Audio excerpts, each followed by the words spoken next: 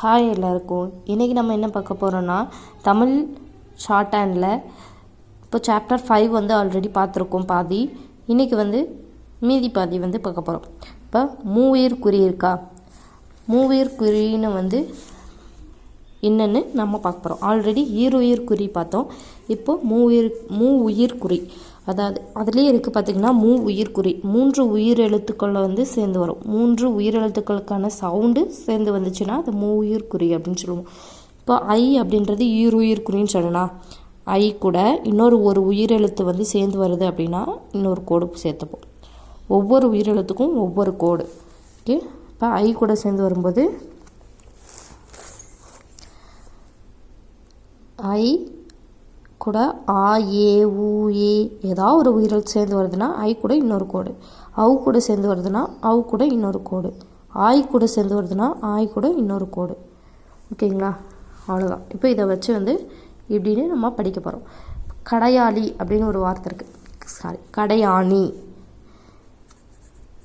கடையாணி. இதில் பார்த்தீங்கன்னா கடை ஐ வருது, டையா டை ஆ. இப்போ ஐ ஆ ரெண்டு வந்து உயிரெழுத்துக்கள் வந்து சேர்ந்து வருது. ஐக்குனா இப்படி போடுவோம், இது 2. அது கூட ஆ 3வதாக ஒன்று வந்து சேர்ந்து வருது. ஆன்னு வரும்போது எக்ஸ்ட்ரா ஒரு கோடு. இதை வந்து ஐயா 3 வர்றதுனால இதுக்கு வந்து இப்படி எழுதணும். எப்படின்னா கா டா நா ஸ்ட்ரோக் போட்டேன். கடையாணி டையா. அப்போது டாக்கு ஃபஸ்ட் பிளேஸில் ஐ ஆ. ஓகேங்களா, டாக்கு அடுத்து தான் அந்த வந்து ஐயா வர்றதுனால டாக்கான இடத்துல வந்து ஐயாக்கான சவுண்டு வந்து நான் போடுறேன். ஓகேங்களா, அப்போ காக்கு ஃபஸ்ட் பிளேஸில் புள்ளி, கா டையா நீக்கு தேர்ட் பிளேஸில் புள்ளி, கடையாணி. புரியுதுங்களா? அடுத்து முறையீடு. இப்போது ரையீடு, ரை ஈ வருதா? இப்போ ஐ ஈ வர்றதுனால மூ ரா டு ஸ்ட்ரோக் போட்டேன். டூக்கு இங்கே, மூக்கு இங்கே. இப்போது முறையீடு. ராக்கு அடுத்து ஐ ஈ வர்றதுனால இங்கே ஃபஸ்ட் பிளேஸில் ராக்கு ஃபஸ்ட் பிளேஸில் ஐயாக்கான ஸ்ட்ரோக்கு ஐஇக்கான ஸ்ட்ரோக்கு வந்து போடுறேன். அடுத்து நோயாளி, நோ லீ லீக்கான ஸ்ட்ரோக் போட்டேன். இப்போ நாக்கு வந்து நோயாளி ஆய் ஆ, அதாவது நோய் ஓய் ஆ 2 சவுண்டு வர்றதுனால ஓய்க்கு இப்படி போடணும். செகண்ட் பிளேஸில் கோடு போடணும். செகண்ட் பிளேஸில் இந்த மாதிரி போட்டால் ஓய், அது கூட இன்னொரு உயிர் எழுத்துக்கான சவுண்டு ஓய், இன்னொரு சவுண்டு நோயாளி. புறையோடி, புராடி, ரையோடி ஐஓ வருதா? புறையோடி. புரியுதுங்களா? அடுத்து மலையுச்சி, மா லா சி, மலையுச்சி. அப்போ ஐயூ சி. உண்மையாக, ஊ இப்படி போட்டால் ஊ, இப்படி போட்டால் ஐ. ஓகே, ஊ இன் மை கா, மையாக ஐயா. இப்போ மாக இடத்துல வருது ஐயா, உண்மையாக.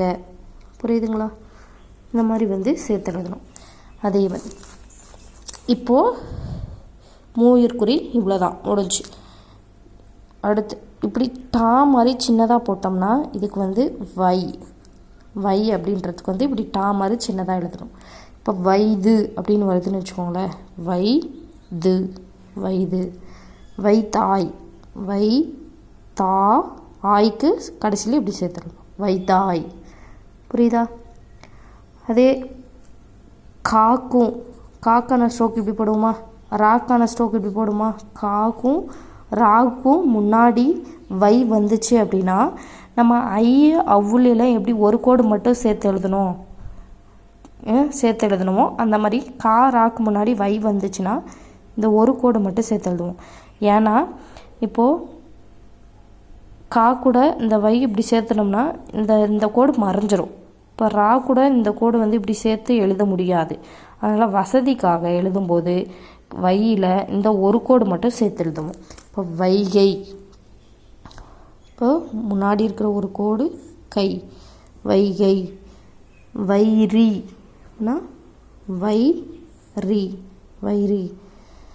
திரும்ப சொல்கிறேன், வைனா இப்படி போடுறோம், அப்போ இதை தான் சேர்த்து எழுதுறோம். இப்போ நேராக வைரி.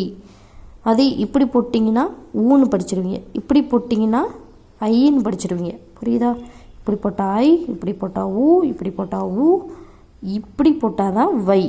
புரியுதா? இதெல்லாம் டிஃப்ரென்ஸ் வந்து கரெக்டாக தெரிஞ்சு எழுதணும். நீங்கள் அவசரத்தில் மாற்றி போட்டிங்கன்னா மாற்றி தப்பாக படிச்சிடுவீங்க. அதனால் பொறுமையாக பார்த்து ப்ராக்டிஸ் பண்ணிங்கன்னா பின்னாடி வந்து ஈஸியாக வந்துடும். வைரி. ஓகே, புரியுதுங்களா? ஓகே, சில இடங்களில் வசதியற்ற இடங்களில் வந்து இந்த வைக்கான ஸ்ட்ரோக் வந்து சேர்க்க மாட்டோம். முழுசாக தான் வந்து ஸ்ட்ரோக் வா போட்டு ஐ போடணும். ஓகே, கோவை அப்படின்றதுல கோ, இங்கே இப்படி வை, இப்படி போட்டால் அதை வந்து வை. கோவை வந்து இப்படி எழுதக்கூடாதுன்னா எழுதக்கூடாது, தப்பு, நம்ம மாதிரி வராது. இப்போ கோவை. ரவை, ரா வை. இந்த மாதிரி வந்து சில இடங்களில் முழுசாக தான் எழுதணும். ஓகே, அடுத்து இப்படி சின்னதாக வந்து இப்படியோ இப்படியோ சேர்த்தோம்னா யான்னு படிக்கணும். ஓகேங்களா? இப்படி போட்டால் ஐ, இப்படி போட்டால் ஔ, இப்படி போட்டால் ஆய், இப்படி போட்டால் ஏய், ஓய், அந்த மாதிரி ஈ அதுக்கெல்லாம் சேர்ந்து வரும். ஆய்க்கும் இப்படி வரும். சரி, இப்படி போட்டால் யா, இப்படி போட்டால் வை. இதெல்லாம் வந்து நல்லா மெமரி பண்ணிக்கோங்க. இப்படி போட்டால் நான் இப்போ என்ன சொல்லி கொடுத்தேன்? யா சொல்லி கொடுத்தேன். இது வந்து சேர்த்து எழுதும்போது எப்படி எழுதலாம் அப்படின்னு பாருங்கள். இயக்க, ஈக்கு வந்து இப்படியோ இப்படியோ சின்னதாக சேர்த்து எழுதணும்னா ஈன்னு சொன்னேன்னா, இப்போது ஈ, யாக்கு இந்த மாதிரி கா, இயக்க. புரியுதா? யமுனை, யாக்கு வந்து எப்படி சொன்னேன்? யா மூ நை, யமுனை. புரியுதா?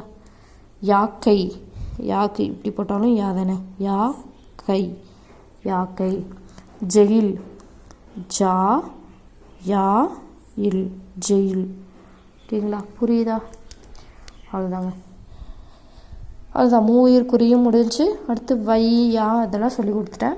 அப்புறம் தனிக்குறிச்சொற்கள் வந்து இருக்குது. தனிக்குறிச்சொற்கள் வந்து மனப்பாடம் பண்ணணும். எப்படின்னா, இப்போ ஃபஸ்ட் பேஸில் இப்படி டார்க்காக புள்ளி வச்சா ஏனென்றால், கோட்டு மேலே புள்ளி வச்சோம் அப்படின்னா என்றால், அவ்வளோதான். ஏனென்றால்னு வந்துச்சுன்னா நீங்கள் ஒரு புள்ளி மட்டும் வச்சுட்டு போய்க்கலாம். இப்போ ஏனென்றால் அப்படின்றதுக்கு ஏன் என்றால் அந்த ஸ்ட்ரோக் வந்து பெருசாக இருக்கும். அதுக்கு இங்கே ஏனென்றால் ஒரே ஒரு புள்ளி மேலே, ஃபஸ்ட் ப்ளேஸில் கோட்டு மேலே ஒரே ஒரு புள்ளி வச்சா என்றால். இப்போ ராவை குட்டியாக குட்டியாக அப்படி போட்டிங்கன்னா இருக்கிறது அல்லது இருக்கின்றன, ரெண்டுத்துக்குமே வந்து இந்த ஸ்ட்ரோக் தான். ரா மாதிரி சின்னதாக போட்டோம்னா இருக்கிறது அல்லது இருக்கின்றன. இது வந்து மாற்றி படிச்சிட மாட்டோமான்னு நீங்கள் கேட்கலாம். மாற்றி படிக்க மாட்டோம். ஏன்னா இது தனியாக ஸ்ட்ரோக்கு, இது மட்டும் தனியாக போடுவோம். மற்றதெல்லாம் வந்து வரும்போது நம்ம வந்து ஸ்ட்ரோக் கூட வந்து சேர்த்து எழுதுவோம். இது வந்து ஸ்ட்ரோக் கூட சேர்த்து எழுத மாட்டோம். தனியாக ஒரு ஸ்ட்ரோக் வந்து போட்டோம்னா அது இருக்கிறது அல்லது இருக்கின்றனன்னு தான் படிக்கணும். இப்போ ஆய் மட்டும் இப்படி தனியாக இதை வந்து ஃபஸ்ட் ப்ளேஸில் இப்படி போட்டோம்னா ஆயினும் அப்படின்னு படிக்கணும். அதே கோட்டு மேலே போட்டோம்னா ஆன போதிலும், மேலே போட்டால் ஆயினும், கோட்டு மேலே போட்டால் ஆன போதிலும். ஓகேங்களா? இப்படி சின்னதாக இப்படி போட்டோம்னா வரை. ஓகே, அதுவே ஏக்கு வந்து இப்படி சின்னதாக சேர்த்து எழுதணும்னு சொன்னோன்னா, இதை வந்து சின்னதாக கோட்டு மேலே வந்து போட்டோம்னா என்ற அல்லது என்று அப்படி வந்து படிக்கணும். அதுவே திருப்பி இன்னொரு ஸ்ட்ரோக் இருக்குல்ல, அதை கோட்டு மேலே இப்படி போட்டோம்னா ஏற்கனவே, இப்படி போட்டால் என்ற அல்லது என்று, இப்படி போட்டால் ஏற்கனவே. இப்படி போட்டால் வைன்னு சொன்னனா அதே தான் இங்கேயும் வை இல்லை வைத்து இல்லைனா வைத்த, எது வந்தாலுமே இதை மட்டும் போட்டால் போதும். வைத்துன்னு ஒரு வார்த்தை வருதுன்னா நீங்கள் இதை மட்டும் போட்டு போயிட்டே இருக்கலாம். வைத்து, வைத்த. ஓகே, இப்போ பாக்கான ஸ்ட்ரோக் கோட்டு மேலே இப்படி டார்க்காக சின்னதாக போட்டோம்னா 80. ஓகேங்களா? இப்போ வந்து இப்படி சின்னதாக இப்படி போட்டோம்னா வது இல்லைனா ஆவது இல்லைனா தாவது, வது ஆவது தாவது எல்லாத்துக்குமே இப்படி போட்டால் தான். இப்படி போட்டால் வது ஆவது தாவது இதெல்லாம். ஃபஸ்ட் ப்ளேஸில் பா வந்து சின்னதாக போட்டோம்னா படி பட பட்ட. இது படி வந்தாலும் இப்படி போடணும், பட வந்தாலும் இப்படி தான் போடணும்.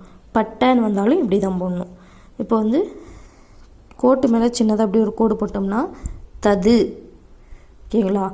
அதுவே கோட்டு இப்படி சாய்ச்சி போட்டோம்னா, இப்படி சாய்ச்சி கோட்டு மேலே போட்டோம்னா தக்கது. தக்கது வந்துச்சுன்னா கோட்டு மேலே இப்படி போடணும். ஓகேங்களா? இதெல்லாம் வந்து கரெக்டாக எப்படி போட்டால் என்னென்னு நல்லா நிறைய டைம் ப்ராக்டிஸ் பண்ணி ஞாபகம் வச்சுக்கணும். ஏன்னா இது வந்து பேசேஜில் அடுத்து நீங்கள் ஸ்பீடு படிக்கும்போது இதெல்லாம் ரொம்ப முக்கியம். அடிக்கடி நிறைய இடத்துல வரும். ஓகேங்களா? இப்போ தனிக்குறி சொற்கள் படிச்சிட்டிங்கன்னா அடுத்து ஒரு கொஞ்சம் வந்து இருக்குது. அது வந்து என்னன்னு சொல்லி கொடுத்துட்றேன். இப்போது கூடாதுன்னு ஒரு வார்த்தை வருது அப்படின்னா, இப்போது கூடாது அப்படின்றது வந்து ஏதோ ஒரு வார்த்தைக்கு பின்னாடி தான் வரும். இருக்கக்கூடாது, போகக்கூடாது, கேட்கக்கூடாது, அந்த மாதிரி ஏதோ ஒரு வார்த்தையை தொடர்ந்து தான் கூடாது அப்படின்னு வரும். அந்த மாதிரி இடத்துல இப்படி சின்னதாக வந்து காக்கான ஸ்ட்ரோக்கை வந்து சின்னதாக போட்டோம்னா கூடாதுன்னு படிக்கணும். ஃபார் எக்ஸாம்பிள் எடுக்கக்கூடாதுன்னு வருதுன்னு வச்சுக்கோங்களேன். அப்போ எடுக்கக்கு ஸ்ட்ரோக் போட்டுடணும். எடுக்க அப்படின்றதுக்கு ஸ்ட்ரோக்கு, கூடாது அப்படின்றதுக்கு அந்த ஸ்ட்ரோக்கு கீழே சின்னதாக ஒரு கோடு போட்டோம்னா அது வந்து கூடாதுன்னு படிக்கணும்.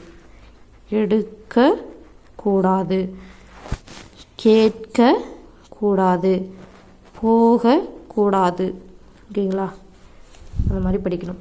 அதே மாதிரி தனிக்குறி சொற்கள் வந்து மேலே கோட்டு மேலே புள்ளி வச்சா என்னன்னு சொல்லி கொடுத்தா என்றால்னு சொல்லி கொடுத்தனா, மேலே புள்ளி வச்சா என்ன என்றால், கோட்டு மேலே புள்ளி வச்சா என்றால் சொல்லி கொடுத்தனா. இப்போ வார்த்தைக்கு பின்னாடி என்ன என்றால், போகாது என்றால், அந்த மாதிரி ஒரு வார்த்தைக்கு அப்புறம் வந்து தனிக்குறி சொல் வருது அப்படின்னா அதுக்கு பின்னாடியே வந்து நீங்கள் புள்ளி வச்சுக்கலாம். இப்போ என்ன அப்படின்றதுக்கு ஸ்ட்ரோக்கு, என்றால்ன்றதுக்கு அது முடிகிற இடத்துல ஒரு புள்ளி. என்ன என்றால், போகாது என்றால். புரியுதுங்களா? இந்த மாதிரி ஸ்ட்ரோக்கு பின்னாடி வந்து புள்ளி வச்சா என்றால் அப்படி படிக்கணும். இப்போ உள்ளபடி, படிப்பட பட்டாக்கு என்ன சொன்னால் பா வந்து சின்னதாக போட்டால் படிப்பட பட்டை. அப்போது உள்ளபடி அப்படின்றதுல இந்த தனிக்குறி சொல்ல சேர்த்து எழுதணும். உள்ளபடி. பாடு பட்ட,